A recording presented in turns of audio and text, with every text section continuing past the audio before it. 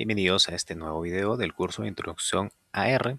En esta ocasión vamos a hablar acerca de cómo crear un proyecto en RStudio para poder organizarnos mejor. Y segundo, vamos a hablar acerca de las variables básicas que vamos a ver en R. ¿Ok?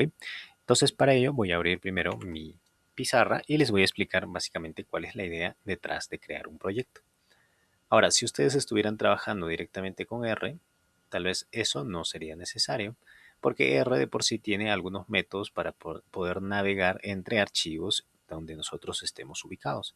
¿Por qué es importante navegar entre archivos? Es porque probablemente en R ustedes van a necesitar cargar alguna tabla, ¿no? Esta tabla en defecto puede ser pues un Excel, ¿no? O puede ser un CSV, ¿no? Dependiendo sea lo que ustedes estén trabajando.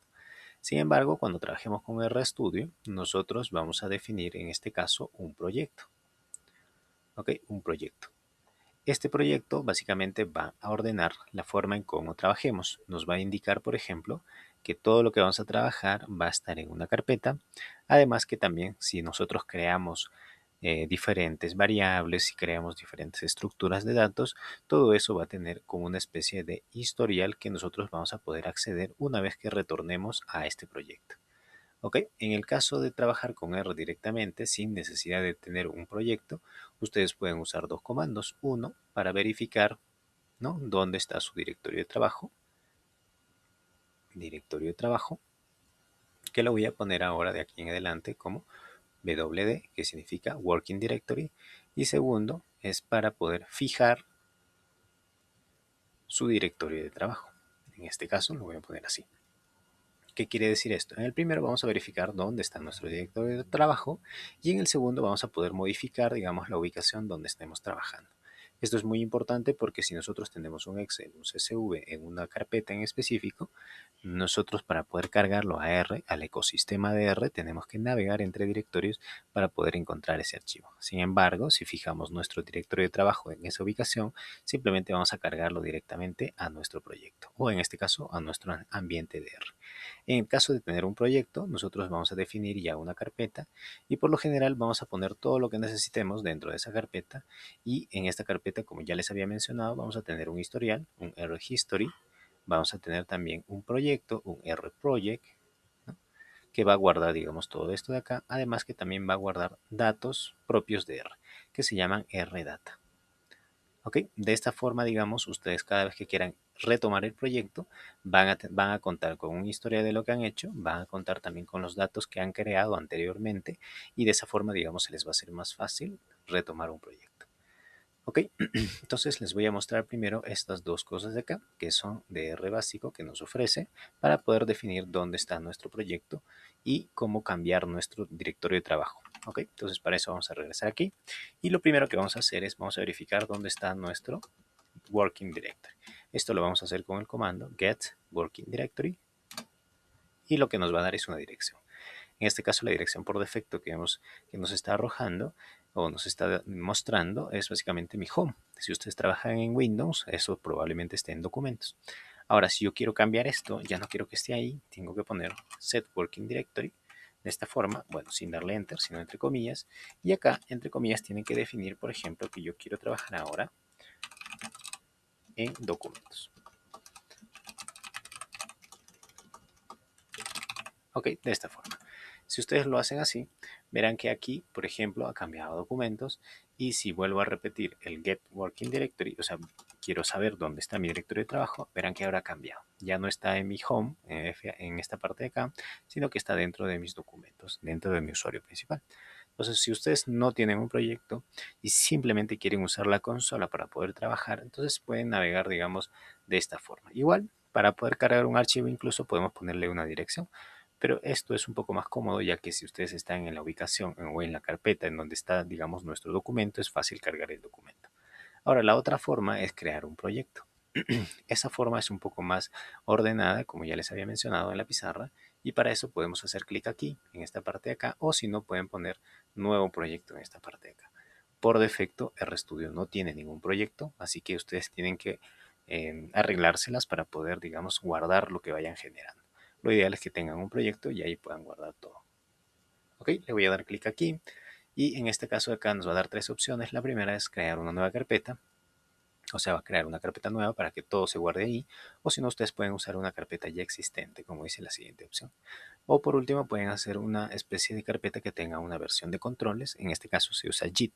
O también hay otra opción también, pero por lo general usan Git para poder hacer, para versionar, digamos, su proyecto. Esto no es parte del curso, así que vamos a obviarlo y vamos a trabajar con una nueva carpeta. Para ello vamos a crear un nuevo proyecto y aquí, bueno, yo le digo que se ubique en mis documentos y acá le voy a poner intro R. Ok, crear el proyecto y vamos a esperar hasta que el ambiente se fije justamente en esa nueva carpeta. Además que le va a decir que ahorita estamos en este nuevo proyecto y todo lo que vayamos a estar haciendo de acá en adelante se va a guardar en este ambiente. Ahora verán que en esa carpeta se ha creado un intro.rproject, que es básicamente lo que define nuestro proyecto, y más adelante cuando vayamos haciendo más cosas se van a crear diferentes datos, aparte de un historial. ¿Ok? Entonces acá ya podemos empezar y voy a crear un nuevo script. ¿Ok? De esta forma. Cuando ustedes creen un nuevo script, verán que no tiene un nombre y además ni siquiera está guardado. Entonces lo vamos a guardar y acá le vamos a poner primeros pasos. Muy bien. Ahora, lo ideal es que no le pongan un espacio como yo lo he hecho, entonces lo voy a modificar y le vamos a poner rename en esta parte de acá y simplemente le voy a poner subguión primeros pasos. ¿Ok? De esa forma, digamos, van a tener un documento junto.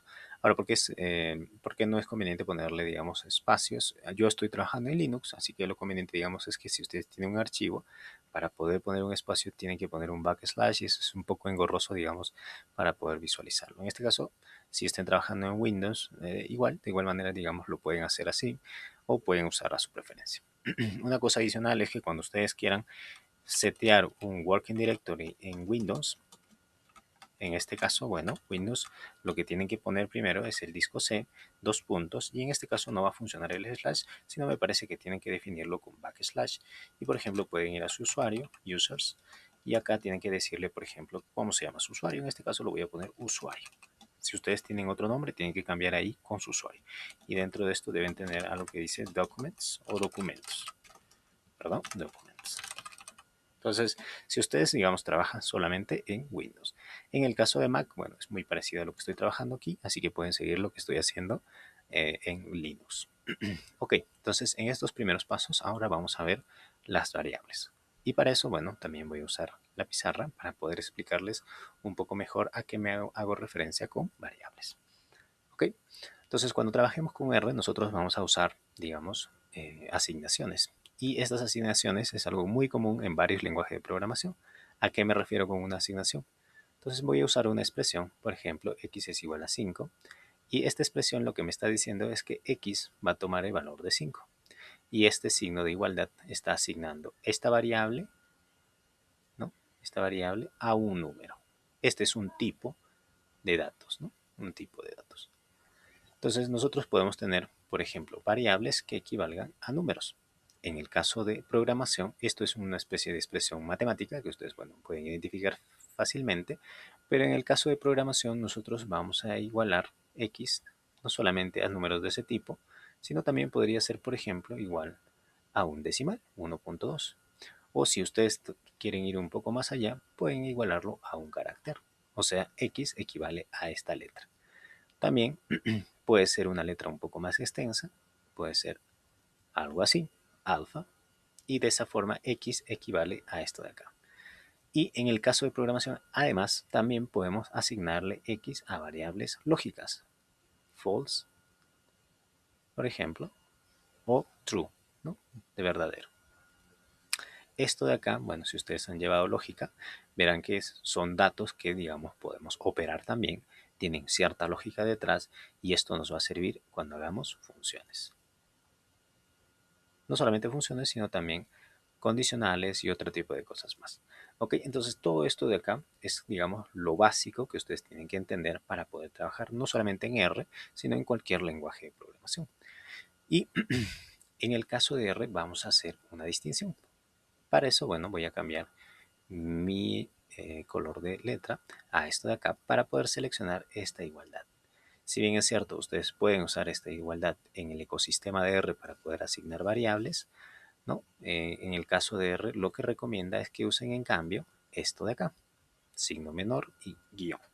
Voy a ponerlo bien de esta forma. Entonces, por ejemplo, si yo quiero asignarle 5 a la variable x, tengo que poner signo menor guión 5. Si quiero hacer lo mismo con los otros datos, entonces simplemente, bueno, todo se ha reemplazado por este símbolo de acá, el signo menor y el guión.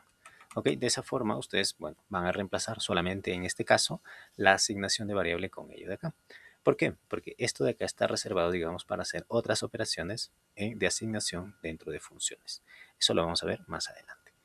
Ok, una cosa más, en el caso de las variables o los tipos de datos que vamos a tener en R, vamos a ver que estos de acá son de tipo numérico.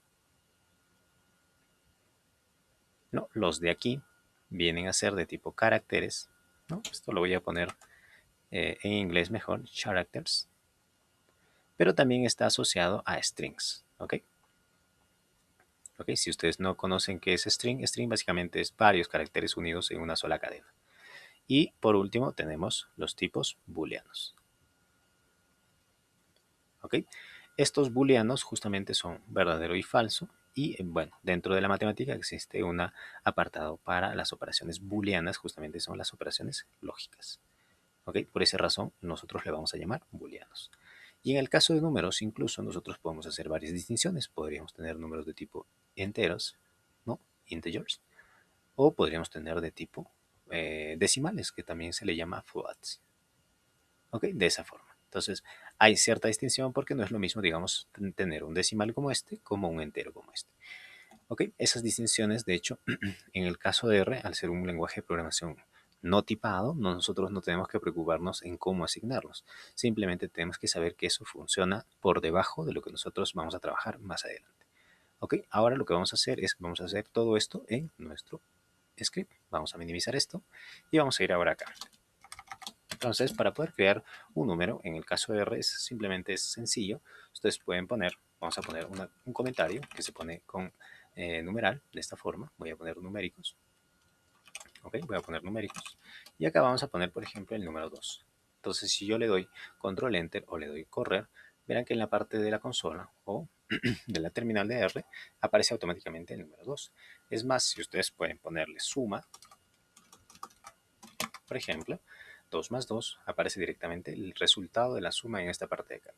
Esto se debe a que, bueno, R está pensado, digamos, para ser muy compatible con todo lo que viene a ser matemática, estadística, y de hecho es el origen por el cual, digamos, R es súper conocido. Ahora, no se limita obviamente solamente a esto, pero verán que acá no necesitamos poner muchas instrucciones para poder hacer una suma.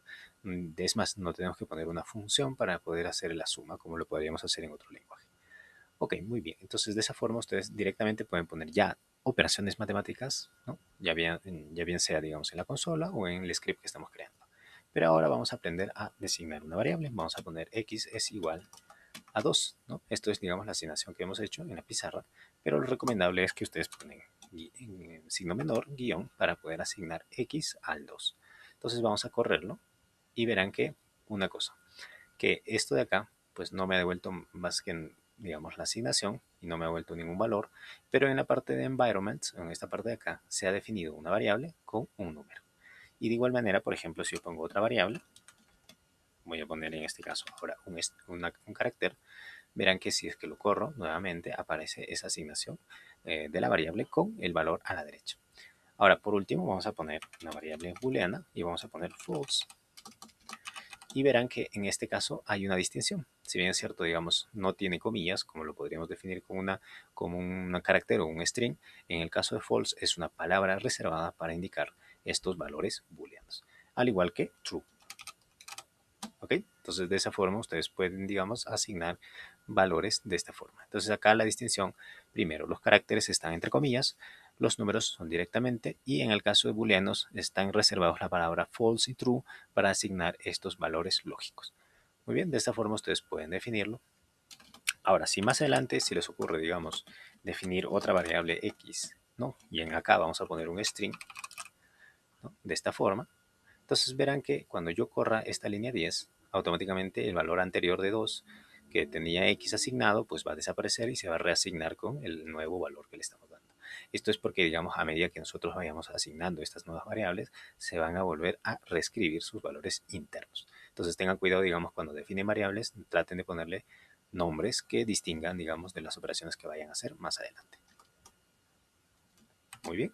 Entonces, de esa forma, digamos, podemos definir nuestras variables básicas. Y es más, acá le voy a poner nuestros tipos de datos que vienen a ser atómicos.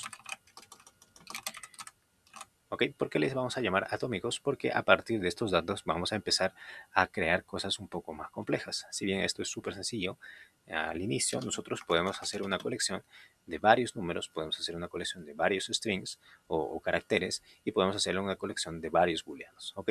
A medida que vayamos creciendo en colecciones, entonces vamos a tener estructuras de datos un poco más complejas, como vienen a ser los vectores y listas. Muy bien. Entonces, estos de acá, bueno, ya tenemos asignado una variable y vamos a asignar ahora una variable nueva que le vamos a poner variable 1, ¿no? Esta variable 1 puede ser, digamos, más larga. Hace un momento, bueno, yo nombré una variable de una sola letra, pero pueden poner variables un poco más largas e incluso mucho más grandes que estas para poder designar, digamos, lo que va a estar a la derecha de este símbolo. En este caso vamos a aprender a definir un vector. Ese vector se va a definir con un C minúscula y vamos a abrir y cerrar paréntesis. Dentro de estos paréntesis vamos a poner con comas varias cosas. En este caso voy a poner números. Lo voy a poner a correr, control enter, y verán que en la parte derecha ha aparecido esta variable y en la parte, perdón, en la parte izquierda y en la parte derecha han aparecido los números que le he asignado. Es más, tiene acá el tipo de dato que está asignado, que es numérico, y te dice que hay 7. Y además te da la colección de todos los números que se han asignado. De esta forma, ustedes pueden crear vectores, que es una colección de números, ¿no? Pero no solamente se limita a números, sino también podrían hacer una colección de strings o caracteres, o en su defecto podrían hacer una colección de valores booleanos. Muy bien, de esta forma, digamos, podemos crear un vector y ahora vamos a crear una lista. Para eso voy a crear variable 2. Y para crear una lista tenemos que usar sí la función list y internamente podemos poner en este caso nuestra lista. Entonces podríamos poner de igual forma, de esta manera, y va a crear una lista de números también en este caso. Y verán que ahora la lista tiene una distinción, ya que ya no aparece, digamos, en valores, sino aparece en data, en esta parte de acá. Y es porque, digamos, esto de acá tiene un nivel un poquito más superior a lo que viene a ser un vector. Ahora vamos a explicar la diferencia entre vectores, que es este de acá, y, perdón, y en este caso una lista. Y esta diferencia vamos a estar viéndolo también no solamente en un nivel de este tipo, sino a medida que vayamos creando más objetos. El vector, a diferencia de la lista, solo acepta un tipo de número único. Por ejemplo, esto viene a ser un número, esto es un string, esto es un booleano. Si yo quisiera combinar entre caracteres y numéricos, no me va a dejar. De hecho, voy a poner acá esto. Voy a volver a correrlo y verán que en este vector he puesto números más un carácter seguido de números. Pero al momento de poder hacer la asignación, verán que todos se han convertido a strings. Una cosa que no les había mencionado es que ustedes pueden definir una variable que sea string, pero que internamente tenga como un número. Esto de acá lo voy a correr y verán que el W se ha asignado a este 1, pero no es un número, sino viene a ser un string porque está entre comillas. Y de igual manera, cuando yo he hecho esto en variable 1, todos se han definido como si fueran strings o caracteres. Entonces, esto de acá, de hecho, la palabra CHR justamente hace referencia a caracteres, ha transformado, digamos, mi vector. En cambio, si yo le pongo el 4, ahora se va a convertir a números. De tal manera que, digamos, nosotros no podemos definir vectores que tengan únicamente, o perdón, que tengan entre combinación entre caracteres booleanos o números. Entonces, nosotros tenemos que definirnos por un solo tipo de datos y esa colección es única. En cambio, en una lista, nosotros sí podemos poner, por ejemplo, voy a ponerlo así, sí podemos poner diferentes datos. De hecho, como no es fácil visualizarlo, voy a ponerlo acá abajo. Ustedes pueden volver a llamar a la variable, ¿no?, de esta forma y verán que ahora me ha devuelto una lista, en este caso, separando, digamos, los números que he puesto, más este string, que sí en este caso está definido como string a diferencia de los otros números. Entonces, en este caso, podríamos decir que el vector solo toma datos homogéneos y en el caso de lista puede tomar datos heterogéneos. Okay, esa distinción es muy importante porque cuando trabajemos con vectores solamente vamos a poder definir un tipo de datos, o bien numérico, o bien string, o bien booleano. Y inmediatamente su estructura mayor o superior, que es la matriz, también va a tener esta característica. al igual que el data frame, que vendría a ser, digamos, la estructura inmediatamente superior de la lista. Ok, y eso es lo que vamos a hacer ahora. Vamos a poner matrices y data frames. Muy bien. Entonces, hay algunas variantes de estas dos, pero a mí me gusta definir estas dos para que, digamos, entendamos bien el funcionamiento de las estructuras de datos. Primero empezamos con números planos, después con listas, y en este caso las matrices ya vienen a ser una dimensión un poco mayor y corresponderían a las tablas. Para poder crear una variable, vamos a crear en este caso variable 3 y le vamos a decir que cree una matriz. En este caso, para poder crear una matriz, tenemos que usar la palabra reservada matrix de esta forma, e internamente nosotros tenemos que indicarle los datos que vamos a incorporar en esta matriz. Por ejemplo, yo puedo poner 20 números y voy a usar un atajo de R para poner 20 números. Ustedes simplemente pueden poner 1, 2 puntos 20 y verán que en la parte de abajo, cuando yo he ejecutado solamente seleccionando esta parte, me ha listado ya los 20 números y vamos a indicarle que estos 20 números se transformen o se ubiquen en una tabla. Para ello hay que indicarle el número de columnas, el número de filas en este caso, que podríamos decir que pueden ser 4, y el número de columnas, que en este caso podrían ser 5. Es muy importante que definamos un número de columnas y un número de filas que multiplicados pues den el número total de datos que le estamos ingresando. En este caso tenemos 20 y 4 por 5 es 20. Entonces le voy a dar a correr y verán que ahora se ha creado la variable 3, y si yo lo repito acá abajo, verán que ha aparecido una estructura diferente, en este caso algo similar a lo que vendría a ser una tabla. Ahora, esta estructura es muy importante porque a partir de acá vamos a empezar a entender, digamos, cómo funcionan los datos de dos dimensiones en el caso de R. Básicamente verán que los datos que he puesto del 1 al 20 se han colocado primero en la fila, ¿no? 1, 2, 3 y 4, ha pasado a la siguiente, perdón, en columna, ya se ha pasado a la siguiente columna, 5, 6, 7 y 8, y así sucesivamente hasta llegar al número 20. No se ha hecho un ordenamiento lateral, o sea, horizontal, sino que ha sido vertical. Aparte de eso, en la parte superior nos está indicando, digamos, entre corchetes, una ubicación que tiene una coma a la izquierda. Y de igual manera el 2, el 3, el 4, que indica básicamente el número de columnas que hemos definido acá. Y acá en la parte izquierda vemos el número de filas que define del 1 al 4. Pero en este caso la coma está a la derecha. Esto de acá es una guía para poder nosotros ingresar a los datos. Voy a hacer lo siguiente. Voy a poner la variable que acabo de crear de matriz y voy a agarrar uno de estos datos para poder copiarlo a la derecha. ¿Ok? Lo voy a insertar. Vamos a copiarlo nuevamente. Copiar. Y acá lo voy a pegar. Entonces verán que lo que he hecho es, he agarrado la variable anterior, pero le he puesto la columna 1. Entonces lo voy a correr y lo que me va a dar justamente son los datos de la columna 1. De esta forma, digamos, nosotros podemos acceder en una matriz a la columna 1, a la columna 2, a la columna 3, a la columna 4, a la columna 5. Entonces verán que ahora lo que estoy haciendo es poner la columna 5 y me ha dado toda esta columna. Ahora de igual manera ustedes pueden acceder a las filas, pero en este caso tienen que poner el número a la izquierda de la coma, como está aquí. Entonces voy a poner, por ejemplo, la fila 1 y me va a dar el 1, el 5, el 9, el 13 y el 17, así como se ve aquí. Y si ustedes quieren ir a la columna 2, simplemente tienen que poner 2 y acá nos va a dar la siguiente fila. De esta forma ustedes pueden acceder, digamos, a las filas y también pueden acceder a las columnas. Si ustedes quieren acceder a un dato en específico, por ejemplo, a este 10, tienen que poner la fila y la columna. De esta forma pueden poner 2,3, porque 2 define primero la fila y 3 la columna que interseca con el número 10. Si yo lo corro, verán que me da el número 10 automáticamente porque es el que coincide con esas dos intersecciones, del 2 y el 3. De esa forma ustedes pueden acceder a los datos internos de una matriz. Y esto no solamente se limita a las matrices, ya que también puede funcionar en un data frame, que es lo que vamos a ver ahora. Para eso vamos a crear una variable de tipo 4 y vamos a decirle ahora el nombre apartado de data frame. De esta forma ustedes pueden crear, digamos, un data frame y a diferencia, digamos, de la matriz, ¿no?, que como les había mencionado solamente toma datos homogéneos, el data frame sí puede tomar datos heterogéneos. Ahora, en la matriz yo puedo intentar poner datos heterogéneos, pero recordarán que va a pasar lo mismo como con el vector, que se va a definir o bien numérico o bien carácter. En el caso de DataFrame sí podemos hacerle una flexibilidad, como una tabla que se esperaría, digamos, construir.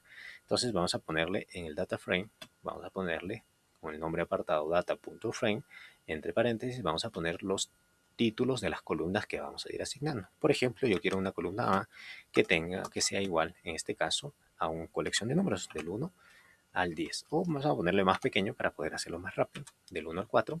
Y la columna 2, que se va a llamar B, va a tener un vector, pero en este caso de caracteres. Le voy a poner A, B, C, D. Entonces, de esta forma, digamos, ustedes están definiendo la fila A, que va a tener 4 números, del 1 al 4, lo voy a correr. Verán que tiene los 4 números. Después, la columna B va a tener estos datos, que son caracteres. Y la columna C, que lo voy a poner también en mayúscula, lo voy a igualar a una colección, pero en este caso, de booleanos. Entonces, voy a poner, ok, de esta forma. También no les había mencionado que el carácter reservado, o la palabra reservada true o false, también puede ser la primera letra T o la primera letra de false F.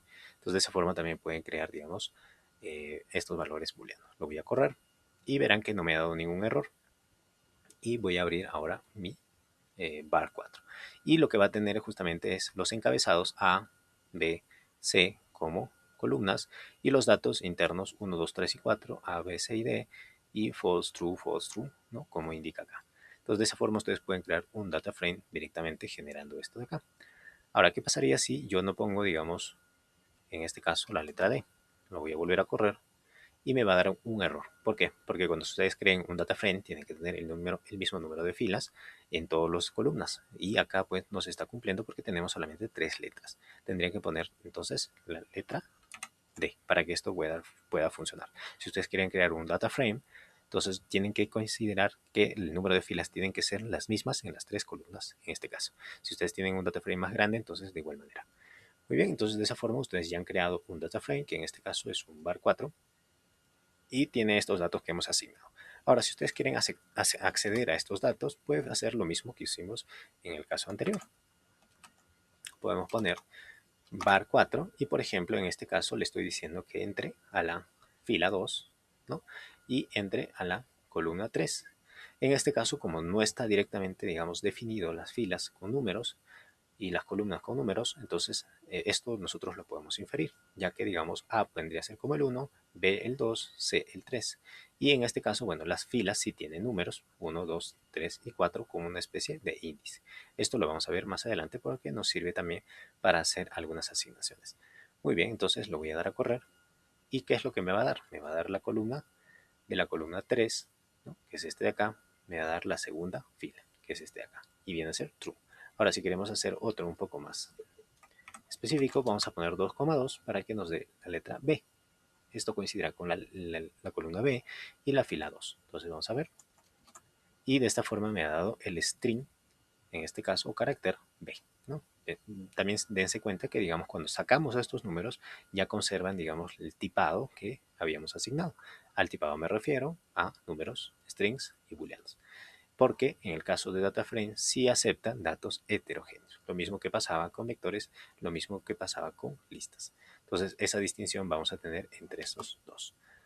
Muy bien, de esa forma, digamos, nosotros ya hemos creado matrices y data frames. Ahora, algo adicional para poder asignar o para poder ingresar en matrices, ustedes pueden usar también el símbolo dólar. Cuando ustedes ponen el símbolo dólar, automáticamente se va a listar en la derecha las columnas que ustedes tienen en esa data frame. Por ejemplo, tenemos la columna A, la B, la C. Si yo pongo la A y le doy a correr, verán que automáticamente me sale toda la columna A. Si yo pongo la B, automáticamente me va a salir toda la columna B que está en esta parte de acá. De esa forma ustedes también pueden asignar o pueden ingresar a los datos colocando con el signo dólar el nombre de la columna. Es por esa razón también que cuando ustedes creen un data frame, como lo estoy haciendo acá, ustedes no pongan un título o un nombre de título con espacios, porque de lo contrario va a ser un poco difícil detectar para R qué columna estamos hablando en cuestión, ¿no? Entonces tengan cuidado al momento de hacer esa asignación. Si ustedes quieren poner un título con espacios, entonces les recomiendo que ustedes usen comillas dobles o simples para poder hacer el nombre. ¿Ok? De esa forma, digamos, no les va a salir un error y cuando vean la variable van a tener esto. Pero al momento de asignarse va a poner un punto en vez del espacio. ¿Ok? De esa forma ustedes van a hacer la distinción en las columnas del data frame en el caso de R. Muy bien. Ahora, vamos a hacer algunas cosas adicionales. Verán que a partir de acá las estructuras de datos que vamos a usar se van a conservar y vamos a tener siempre hasta la segunda dimensión, pero cuando hablemos de otra dimensión un poco superior ya vamos a estar hablando de objetos en el caso de R. Esto va a ser motivo de otra lección para que ustedes puedan entenderlo mejor. ¿Ok? Entonces con eso podríamos dar ya por terminado esta lección.